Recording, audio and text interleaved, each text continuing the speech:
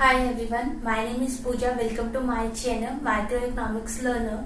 आज का जो हमारा टॉपिक रहेगा वो रहेगा law of diminishing margin utility. Law of diminishing margin क्या होती है, कैसे इसको मेजर किया जाता है with the help of schedule and diagram. Law of diminishing margin utility क्या होती है? When a consumer consume a particular commodity continuously, then utility derived from each successive unit goes on diminishing। यानी एक consumer consume करता है continuously एक commodity को, successive unit पे जो सेटिस्फेक्शन मिलती है that is called law of diminishing marginal utility. अगर टोटल यूटिलिटी इंक्रीज होती है तो क्या होता है, एट अ डिमिनिशिंग रेट पे इंक्रीज होती है।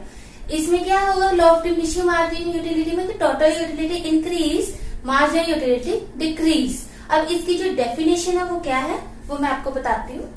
Law of diminishing margin utility की डेफिनेशन क्या है? लॉ ऑफ डीएमयू या law of diminishing margin utility states that as we consume more and more units of a commodity, the utility derived from each successive unit goes on decreasing। It means कि जैसे कि for example आपको बहुत प्यास लगी, आप कहीं से आए हो, आपने एक ग्लास जो है पिया है पानी का, तो आपको उस टाइम पे बहुत ज्यादा सेटिस्फेक्शन हुई क्योंकि आपको बहुत ज्यादा प्यास लग रही थी। आफ्टर दैट सेम टाइम पे आपने एक गिलास और पानी पिया। ऐसा तो नहीं है कि आपको सेम सेटिस्फेक्शन आपको दूसरे गिलास में मिली हो, ऐसा भी नहीं है कि आपको जो पहले सेटिस्फेक्शन पहले गिलास में पीने पे जो आपने सेटिस्फेक्शन ली थी सेम सेटिस्फेक्शन हो, ऐसा भी नहीं है कि आपको जो पहले आपने एक गिलास पानी का पिया था वही टेस्ट आपको सेकंड गिलास में आए। जैसे जैसे आपकी यूनिट्स बढ़ती जाएंगी वैसे वैसे आपकी जो है सेटिस्फेक्शन कम होती जाएगी।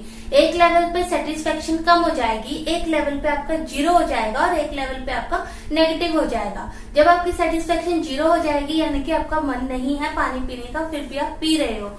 एक लेवल पे नेगेटिव कब होते हैं, जब आपको पानी पीने के लिए जबरदस्ती कहा जा रहा है और आपका मन नहीं है।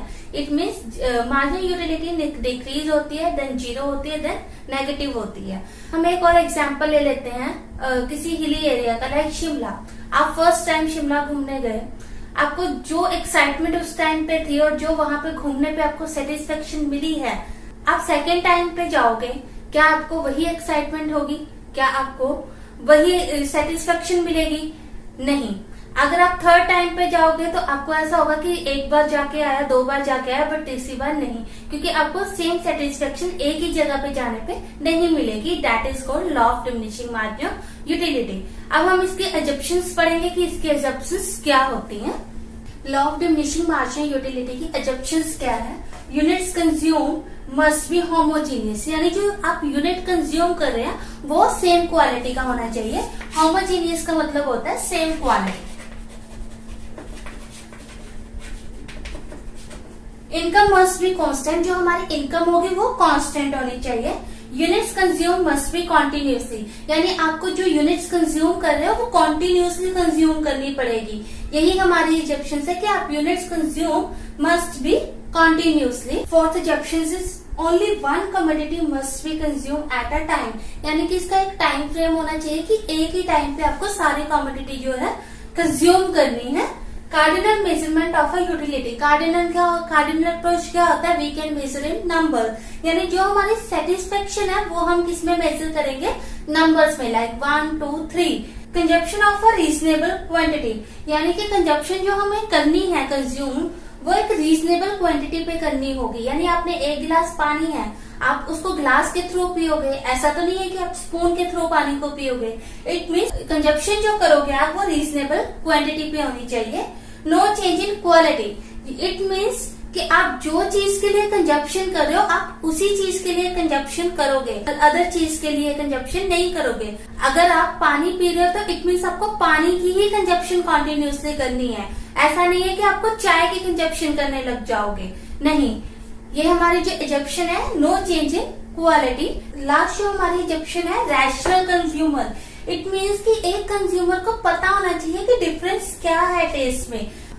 ऐसा नहीं है कि एक कंज्यूमर है उसको कॉमोडिटी ए भी पसंद है और कॉमोडिटी बी भी पसंद है, इट मीन्स कि वो डिफरेंस नहीं कर पा रहा है। रैशनल कंज्यूमर वो होना चाहिए अगर उसको ए कॉमोडिटी अच्छी लगी तो ए के लिए बोलेगा, अगर बी कमोडिटी अच्छी लगी तो वो बी के लिए बोलेगा। इट मीन्स कि उसको डिफरेंस करना आ रहा है, उसको समझ आ रहा है कि मैं किस चीज में सेटिस्फाइड हो रहा हूँ। That's called rational consumer. जैसे कि शेड्यूल में क्या बता रहा है कि फर्स्ट यूनिट कंज्यूम की तो मार्जिनल यूटिलिटी हमारी 20 हो चुकी है।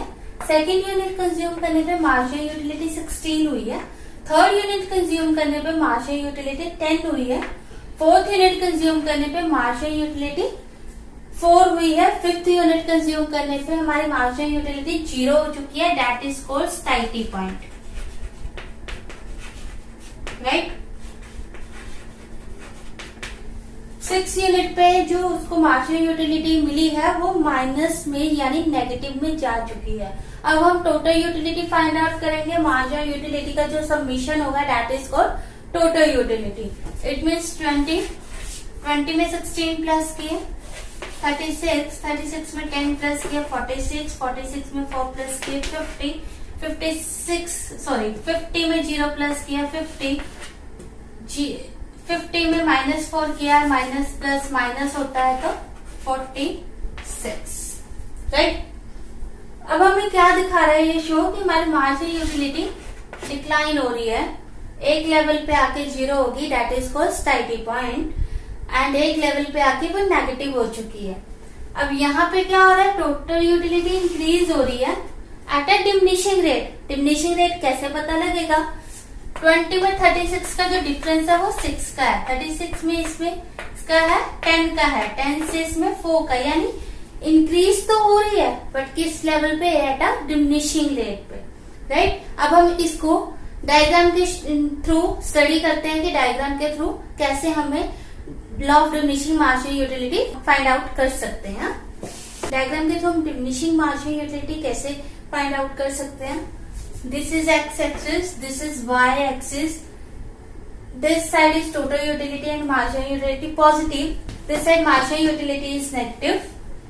अब हमें क्या शो कर रहा है ये डायग्राम कि टोटल यूटिलिटी जो है इंक्रीज हुई एट अ डिमिनिशिंग रेट। एक लेवल पे वो मैक्स होगी यानी मैक्सिमम हो गई, एक लेवल पे टोटल यूटिलिटी जो है डिक्लाइन हो गई है, राइट। अब हमें मार्जिनल यूटिलिटी क्या दिखा रहा है कि मार्जिनल यूटिलिटी पहले डिक्रीज हो रही है, देन वो 0 हो रही है, this point is satiety point, then वो नेगेटिव हो रही है। तो हम कैसे इसका रिलेशन डिफाइन कर सकते हैं इस डायग्राम का? इसमें हमारा रिलेशन क्या दिखा रहा है कि जब हमारी मार्जिनल यूटिलिटी पॉजिटिव थी तो हमारी टोटल यूटिलिटी जो है इंक्रीज कर रही थी, या इंक्रीज कह लो, इंक्लाइन कह लो, कुछ भी आप कह सकते हो, या राइज कह सकते हो आप। जब हमारी मार्जिनल यूटिलिटी 0 हो गई यानी स्टाइटी पॉइंट पे आ गई तो हमारी टोटल यूटिलिटी जो है मैक्स थी, इट मीन्स मैक्सिमम थी। जब हमारी मार्जिनल यूटिलिटी नेगेटिव में थी तो हमारी टोटल यूटिलिटी जो है ये डिक्लाइन हो गई। हमारा डायग्राम क्या शो कर रहा है? आपकी इंक्रीज कर रहा है टोटल यूटिलिटी डिमिनिशिंग रेट, एक लेवल पे मैक्सिमम, एक लेवल पे टोटल यूटिलिटी डिक्लाइन। एक लेवल पे मार्जिनल यूटिलिटी पॉजिटिव में है, दूसरे लेवल पे वो 0 पे है, थर्ड लेवल पे वो नेगेटिव में है। अगर आप इसमें कुछ ऐड करना चाहते हैं तो हमारे कमेंट बॉक्स में जरूर बता दीजिएगा। आप हमारी पुरानी वीडियोस देखने के लिए हमारे आई बटन पर क्लिक करके पुरानी वीडियोस देख सकते हो। If you like my video please like share and subscribe to my channel. Thank you.